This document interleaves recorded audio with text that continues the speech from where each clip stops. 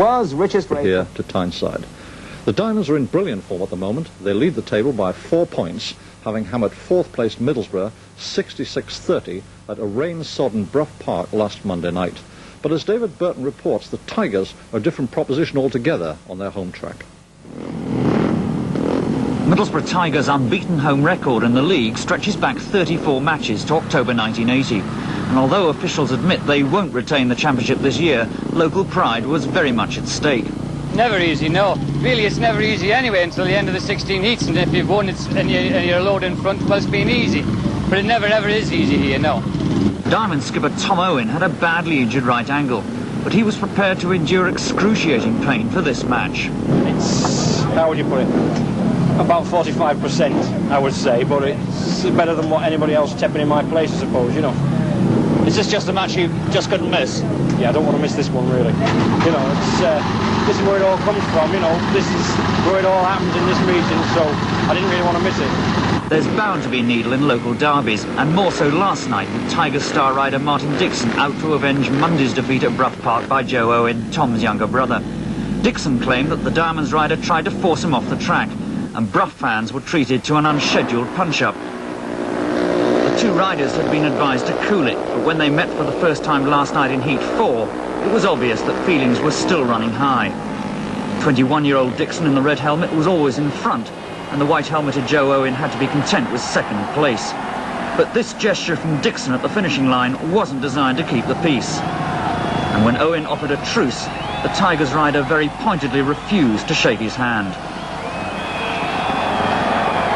The score after 4 heats was 12-all, but Heat 5 saw the Diamonds, through Rod Hunter and Tom Owen, open up a vital 4-point lead. Heat 6, and Joe Owen for Diamonds wins his first of the night from Tigers' Steve Wilcock and Jeff Pusey. 3 points to each side, and the match score stood at 20-16 to the Diamonds. Brilliant riding by Martin Dixon in Heat 7 prevented the visitors from increasing the margin. But 2 races later, Joe Owen, followed home by teammate Keith Bloxham, collected 5 points to Tigers 1, and Diamonds led 31-23.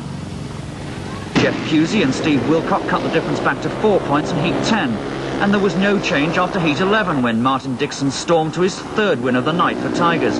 This brilliant young rider is shortly bound for the British League next season. The score after 12 heats was Middlesbrough 34, Newcastle 38. Just 4 heats to go, and Heat 15 paired Dixon with Joe Owen again. How did the two feel about each other now?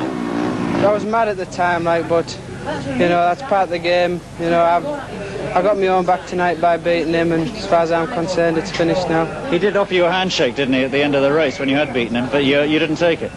No, well, and I was still pretty mad then. I'm not the rider to kill anybody, but chances are someone might do. Yeah, I'm not the first, and I won't be his last, I don't think. But I have no grudges whatsoever over him, even after what he'd done out there. If he's got his own back, fair enough. If a rider can keep a rider back by going all over, well, fair enough. Tony Coupland, Tigers managers, you've been doing some fairly exact calculations there. Can you win? Oh, we can win. We just need a little bit of luck going our way. And this is a war of nerves now, and it's who holds out longest. And I still believe we can do it. 4 points is a lot with only 4 heats, but yet it's not a lot if you get the right sort of result when you need it. Heat 13 was disastrous for Middlesbrough. Martin Dixon touched teammate Mike Spink's rear wheel and crashed out of the race. Dixon was eliminated from the rerun, and Diamonds riders Rob Hunter and Bobby Beaton took full advantage to stretch the lead to 8 points again. When a side is 6 points or more behind, they're allowed to make a tactical substitution. So Dixon replaced Rob Woffenden in Heat 14, and the Tigers star finished second to Jeff Pusey to narrow the gap to 4 points with 2 heats to go. Heat 15 turned out to be the decider, with Diamond's record signing Alan Emerson showing everyone the way home. Joe Owen was second, staying well clear of Martin Dixon. The Tigers rider was clearly feeling the effects of 3 successive races. With just 1 heat to go, the Diamonds held an impregnable 8-point lead. And with the points shared in the last race, the final score was Diamonds 52, Tigers 44. For Newcastle, last night's win was a giant step towards that National League title, and understandably, they were elated. The boys are absolutely terrific at the moment. They've got the bit between the teeth. They can see the League Championship trophy and the rewards that go with it in sight. I think the light's at the end of the tunnel, but we're still to reach the end of the tunnel. And after that tense affair last night, the Diamonds face an easy task tomorrow away to Stoke.